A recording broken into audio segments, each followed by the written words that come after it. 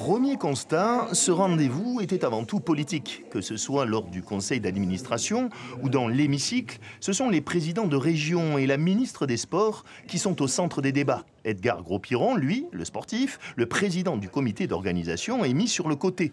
Mise en jambe politique donc, chacun ayant sa part du gâteau, que ce soit la région Sud ou Auvergne-Rhône-Alpes. On a dû se marier, mais finalement on s'est bien marié.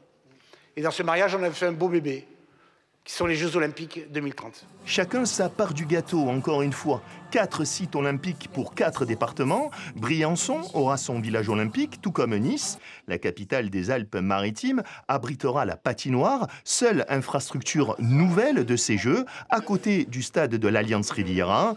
Les 2 autres seront en Savoie. La piste de bobsleigh de La Plagne sera entièrement rénovée.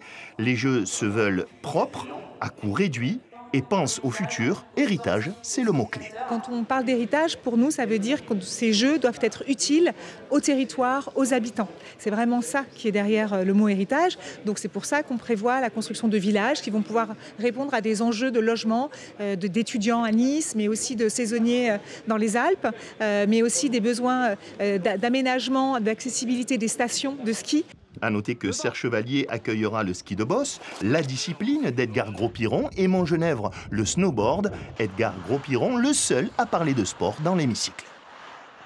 Notre mission, c'est de créer du contenu à très fort pouvoir émotionnel. Et c'est à travers les athlètes, à travers leur histoire, à travers leurs valeurs, leurs victoires, leurs doutes, leurs échecs, leurs rebonds, que se forge la puissance de ces émotions. Jeudi, Edgar Gros-Piron reprendra la main avec une réunion sportive. Il devrait nommer son bras droit. Le journaliste Cyril Linette est pressenti.